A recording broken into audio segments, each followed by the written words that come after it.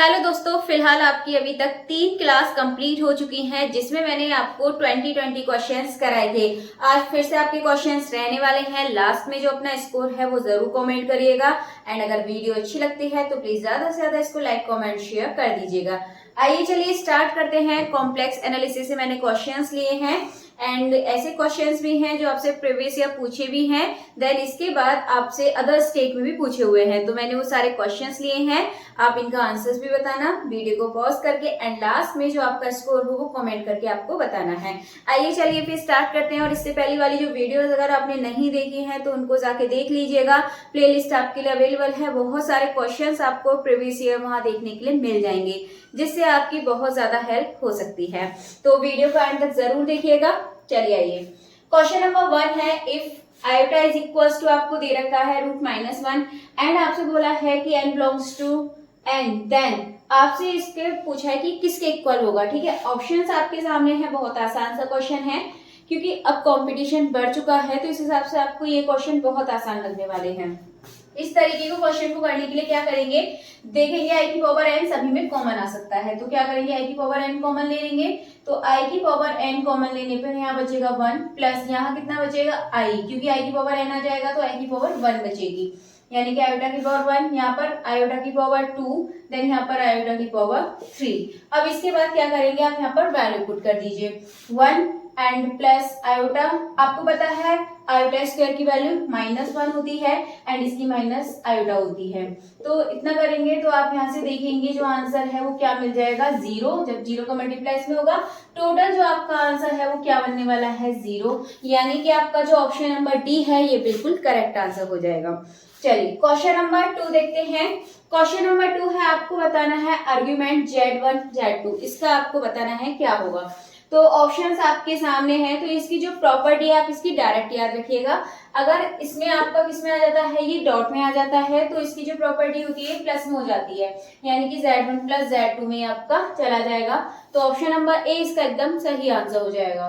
Question number 3 है, if n is an odd integer then आपको बताना है 1 प्लस आयोटा की whole power 6n plus 1 minus iota की होल पावर आपको यहाँ पर दे रखी है 6n। तो अब आपको बताना है ये किसके इक्वल होगा। तो आइए चलिए सॉल्व करते हैं। सबसे पहले क्या करेंगे, इसे तोड़ के लिख लेते हैं। 6n को 2 3 जब तोड़ लेंगे तो ये हो जाएगा आपका, मैं इधर कर देती हूँ 1 प्लस आयोटा, आप इसको लिख सकते हैं स्क्वायर, देन इसकी होल पावर आप लिख सकते हैं 3n प्लस 1 माइनस आयोटा आप लिख सकते हैं स्क्वायर, देन इसकी जो होल पावर है कितनी लिख सकते हैं 3n। ठीक है, कर सकते हैं इतना। आपको पता है जब आप इसका स्क्वायर करेंगे, देखिए 1 का स्क्वायर 1 होगा, आयोटा का स्क्वायर होगा, बट उसकी वैल्यू -1 होती है, कैंसिल हो जाएंगे। आपके पास इसमें 2i बचने वाला है, मैं डायरेक्ट कर रही हूँ। देन इसमें आपका माइनस का 2i बचेगा, तो यहाँ तो आपका 2i की होल पावर 3n बचने वाली है, देन यहाँ पर प्लस माइनस की 2n और यहाँ पर 3n। ठीक है, अगर आप यहाँ पर कॉमन लेके क्वेश्चन को करना चाहें तो जो आंसर है आपका 0 ही बनेगा। देखिए आप यहाँ से कॉमन ले लीजिए, इसे 2 की पावर 3n कॉमन लेंगे, यहाँ बचेगा i की पावर 3n माइनस यहाँ भी i की पावर हो जाएगा आपका 3n, तो यहाँ पे n नहीं था तो ये हो जाएगा आपका यहाँ पर i की पावर 3n, जिससे आपका क्या हो जाएगा, कैंसिल आउट होगा। जो पूरा आंसर है वो आपका क्या बन जाएगा, 0। तो जो ऑप्शन नंबर बी है ये इसका एकदम सही आंसर हो जाएगा। चलिए आइए क्वेश्चन नंबर 4 कर लेते हैं। बहुत ही आसान सा है क्वेश्चन नंबर 4, रेसिड्यू आपको निकालना है। इस तरह के क्वेश्चन में आपको ज्यादा कुछ नहीं करना होता एंड कल की जो वीडियो है रेसिड्यू के ऊपर ही ज्यादातर क्वेश्चंस मैं आपके लिए लेकर आने वाली हूँ। तो इसमें क्या करेंगे, z इज इक्वल टू 3 पर बोला है। ठीक है, तो यदि आप देखें यहाँ पर आप 3 पुट करेंगे तो z -3 यानी कि 3 - 3 यहाँ ये आपका मतलब डिफाइन नहीं करेगा, यहाँ पर ये अपॉन में 0 हो जाएगा। तो हमें क्या करना है, इसको हटाना होगा। तो ये z इज इक्वल टू 3 ना, z -3 लिख सकते हैं। यहाँ पर आप पुट कीजिए, मतलब यहाँ पर रखिए इस तरीके से z -1 की पावर 4 z -2, आप यहाँ पर z -3 रखेंगे और ऊपर भी आप z -3 रख दीजिए। तो ये आपका क्या हो जाएगा, कैंसिल हो जाएगा। अब आपके पास जो ये बचा है इसमें आप क्या पुट कर दीजिए, z is equal to 3 put कर दीजिए। तो ये हो जाएगा 3 की पावर 3 यानी कि 27। यहाँ पर है 3 में से 1 गया 2, 2 की पावर 8 है तो कितना होता है 2 की पावर 8 16। यहाँ पर आपका क्या बचा ये है आपका z-2 यानी कि 3-2 ये 1 बचेगा। तो ऑप्शन आपके सामने है, इसका जो आपका सही आंसर है ये हो जाएगा आपका ऑप्शन नंबर सी, इसका एकदम सही आंसर हो जाएगा। चलिए अब आगे के क्वेश्चंस को देख लेते हैं। चलिए अब कर लेते हैं इन क्वेश्चंस को सॉल्व। तो क्वेश्चन नंबर 5 है, if F Z is analytical function with constant modulus then. तो आपको इसे बताना है F Z is equal to 0 होगा, या फिर एफ जेड इज कांस्टेंट होगा, या फिर F Z U plus iota V is constant, या फिर ऑप्शन नंबर डी है वी एंड सी बोथ। तो देखिए एफ जेड इज कांस्टेंट बोला है और एफ जेड की यहाँ पर बस वैल्यू दे दी है यू प्लस आई, मतलब दोनों सेम चीज है, इसीलिए जो इसका सही आंसर है ये होगा आपका ऑप्शन नंबर डी। तो इसका ऑप्शन नंबर डी एकदम सही आंसर हो जाएगा। नेक्स्ट क्वेश्चन नंबर 6 है, the zero of order is known as. The zero of order is known as, जिसका ऑर्डर जीरो होता है, ठीक है, तो उसको क्या बोलते हैं, complex zero, simple zero, singularity, या फिर इसमें से कोई भी नहीं। तो इसका जो सही आंसर है ये हो जाएगा आपका ऑप्शन नंबर बी, बिल्कुल सही आंसर हो जाएगा। इसके बाद क्वेश्चन नंबर 7 है, singularities of rational functions are. Options है आपके सामने, पोल्स, एसेंशियल, नॉन आइसोलेटेड, या इनमें से कोई भी नहीं। तो इसका जो आपका सही आंसर है ये हो जाएगा आपका सिंगुलैरिटीज के लिए पोल्स। एंड क्वेश्चन नंबर 8 है, the sum of nth roots of unity is. तो आपको इसमें बताना है the sum of nth root of unity क्या होता है। तो nth रूट्स ऑफ यूनिटी, इसका सम आपको बताना है, ठीक है, तो ये हमेशा आपका कैसा होता है, 0 होता है। तो क्वेश्चन नंबर 8 का ऑप्शन नंबर ए बिल्कुल सही आंसर हो जाएगा। देन इसके बाद क्वेश्चन नंबर यदि 9 देखें, तो if z is complex number then आपको बताना है इसमें इमेजिनरी ऑफ z इज। इसमें आपको इमेजिनरी वाला पार्ट बताना है एक तरीके से। तो यहाँ पर एक चीज देखिए, इमेजिनरी वाला पार्ट निकालना है आपको, तो यहाँ पर आप इसको जो ऑप्शंस दे रखे हैं यहाँ से इसको सॉल्व करने की कोशिश कीजिए। तो जैसे आपको पता है z इज इक्वल टू क्या, x plus iota I Y and Z bar लगा हुआ है, तो इसका मतलब होता है इसका कॉन्जुगेट, यानी कि ये होता है आपका x माइनस आई वाई। अब आप इसको सबसे पहले यहाँ पे क्या है, दोनों को माइनस करना है। तो दोनों को यदि हम यहाँ पे माइनस करें तो मैं इधर लिख देती हूँ, क्या आएगा, z minus Z bar is equal to x में से x ही, तो आपका कैंसिल हो जाएगा और ये आपका माइनस माइनस प्लस हो जाएगा। प्लस होने पर ये आपका यहाँ पे क्या बन जाएगा, 2 आयोटा y, ठीक है। अब यहाँ पर जो y है, y इज इक्वल टू आपका क्या आ रहा है, 1/2i और z माइनस जेड बार, ये आपका 2i आ रहा है यहाँ पर, ठीक है। तो इस हिसाब से जो ऑप्शन नंबर बी है ये आपका बिल्कुल सही आंसर हो जाएगा। इसमें आ रहा है आपका 1/2 आयोटा z माइनस जेड बार, यानी कि इसका नाम मतलब होता है कॉन्जुगेट होना। चलिए, तो 9 का भी आंसर आ चुका है ऑप्शन नंबर बी। चलिए, तो फिर आपके जो ये 9 क्वेश्चन है ये भी हो चुके हैं, आगे के और क्वेश्चंस देख लेते हैं। आइए चलिए आगे की क्वेश्चंस, चलिए आइए आगे क्वेश्चंस कर लेते हैं। क्वेश्चन नंबर 10 है, इफ आपको ये दे रखा है यहाँ पर this is equals to 1, then आपको बताना है इसमें से आपका कौन सा ऑप्शन सही होगा। बहुत ही फेमस सा क्वेश्चन है, काफी बार आपसे एग्जाम में पूछा गया है, तो उम्मीद है आ सकता है। तो 1 प्लस आयोटा और अपॉन में 1 माइनस आयोटा की होल पावर x है यहाँ पर। तो पहले तो आप अंदर इसको थोड़ा सा सॉल्व कर लीजिए। तो आप क्या करेंगे, रैशनलाइज करेंगे अंदर 1 प्लस और i 1 माइनस आई, मैं आयोटा को आई बोल रही हूँ, समझ जाना आप लोग, 1 प्लस आई 1 प्लस आई, ठीक है। इसके बाद whole power x is equal to 1। आपको पता है यहाँ पर 1 प्लस आई का स्क्वायर करेंगे तो 1 से आई स्क्वायर कट जाएगा, क्योंकि सी वैल्यू -1 होती है, तो 2i बचेगा ऊपर। देन इसके बाद नीचे का आपको पता है 1 का 1 में मल्टीप्लाई करेंगे, माइनस आयोटा इसका +2 हो जाएगा, ये 2 से 2 कैंसिल, ठीक है। x इज इक्वल टू 1, तो आपके पास बचा i की power x is equal to 1। अब आपको यहाँ पर ये बतानी है आयोटा के ऐसी क्या पावर रखें कि आंसर जो है वो 1 आ जाए। तो 4, आपको पता है आयोटा की पावर जो 4 होती है वो इज इक्वल टू 1 होती है। 4 या 4 का कोई भी मल्टीपल यानी कि नेचुरल नंबर यदि हम रखेंगे तो आपको यही आंसर मिलेगा। तो जो ऑप्शन नंबर बी है ये आपका बिल्कुल सही आंसर हो जाएगा। चलिए अब नेक्स्ट क्वेश्चन कर लेते हैं। तो अगला क्वेश्चन है, if omega is a cube root of unity then omega is equal to. आपको बताना है ओमेगा किसके इक्वल होगा।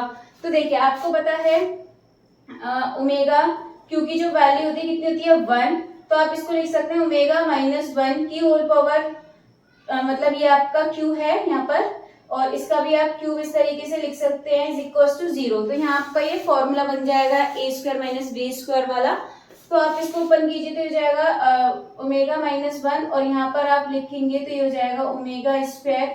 ठीक है, इस तरीके से आप यहाँ पर फॉर्मूला जब लगाएंगे तो ये आएगा। तो यहाँ पर आपको दो रूट मिलने वाले हैं।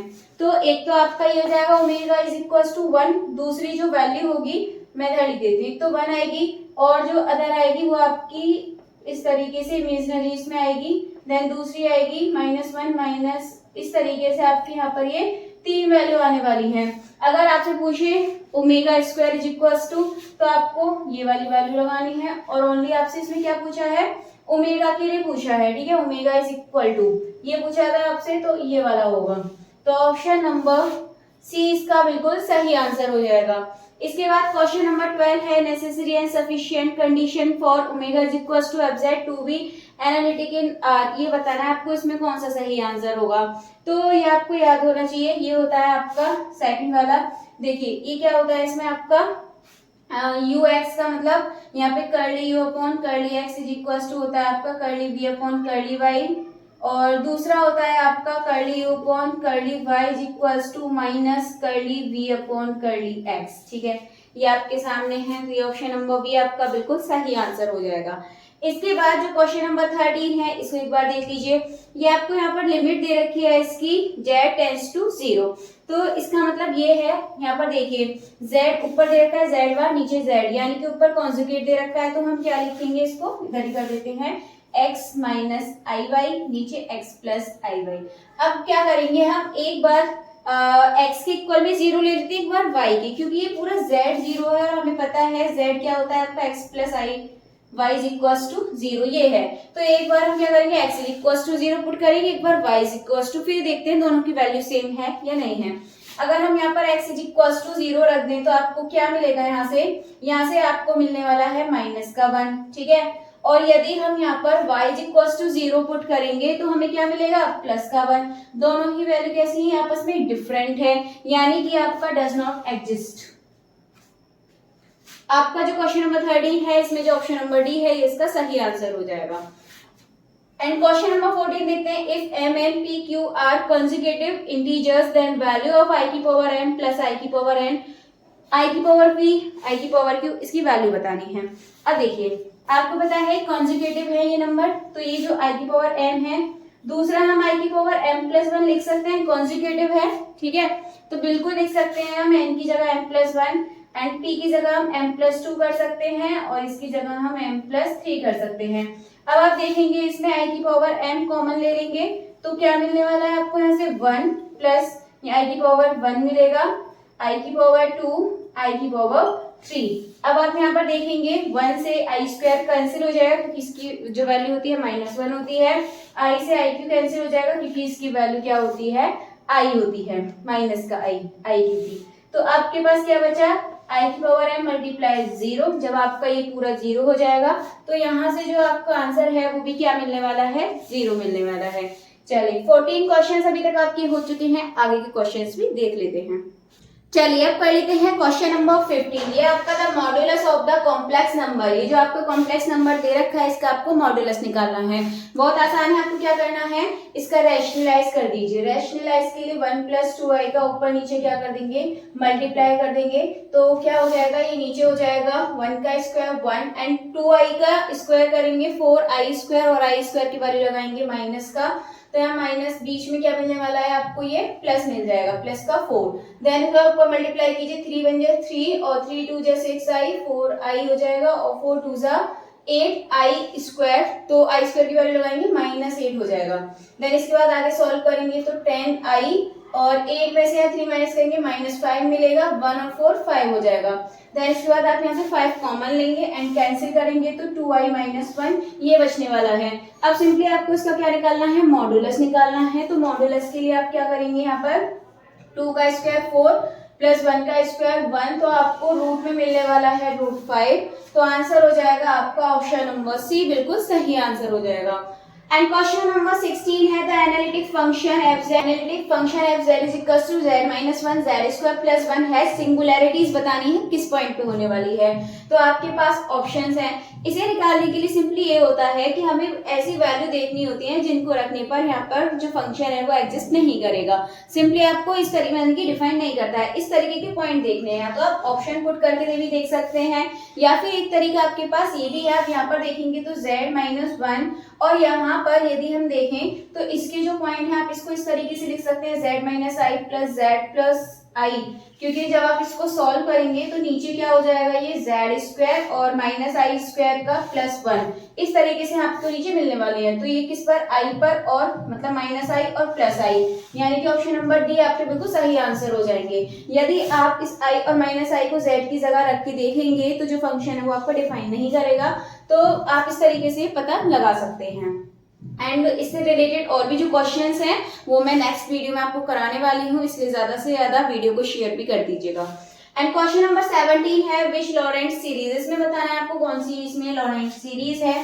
तो इसका जो आंसर है आपको क्या करना है, कमेंट बॉक्स में बताना होगा कि इसका जो सही आंसर है वो क्या होगा। चलिए अब आगे के और क्वेश्चंस देख लेते हैं। चलिए आगे के क्वेश्चंस देखते हैं। क्वेश्चन नंबर 18 है एफ जेड आपको दे रखा है एंड इस बोला आपको कि आपका एनालिटिक फंक्शन है, देन आपको बताना है ए एंड बी की वैल्यू क्या होगी। तो इस तरीके क्वेश्चन करने के लिए आप एक काम कीजिए, f Z is equal to x plus i y होता है, हम यहाँ पर यू की फॉर्म में ले लेते हैं क्योंकि एक्स और वाई आपको ऑलरेडी इस फंक्शन में दे रखे हैं। तो u प्लस आई वी की फॉर्म में हम ले लेते हैं, यानी कि आपको यहाँ से यहाँ तक का क्या हो गया, ये u हो गया, एंड यहाँ से यहाँ तक का क्या हो गया, ये v हो गया। अब आप क्या करेंगे, एक बार निकालिए curly u upon curly x, और एक बार हम क्या निकालेंगे, curly u upon curly y। ठीक है, तो x की रेस्पेक्ट में करेंगे 2x मिलेगा माइनस 2y मिलेगा, एंड y की रेस्पेक्ट में करेंगे तो 2ay मिलेगा माइनस 2x मिलेगा। सेम प्रोसेस हम यहाँ करने वाले हैं v के लिए, तो curly v upon curly x करेंगे सबसे पहले, तो क्या मिलेगा आपको यहाँ से 2vx इज इक्वल्स टू में क्या होगा माइनस, और ये हो जाएगा प्लस 2y। इसके बाद हम करेंगे y की रेस्पेक्ट में करेंगे तो माइनस का 2y, और ये मिलेगा आपको प्लस का 2x। बट एक चीज यहाँ पर आपको देखिए, आपको अच्छे से याद होगा कि del u upon del x is equals to क्या होता है आपका, del v upon del y, and this is equals to this होता है, आपको याद होगा। तो हम क्या करेंगे, देखिए a एंड v के फंक्शंस आपके इसमें नहीं है, तो हम सिंपली इनको क्या कर लेंगे, कंपेयर कर लेंगे।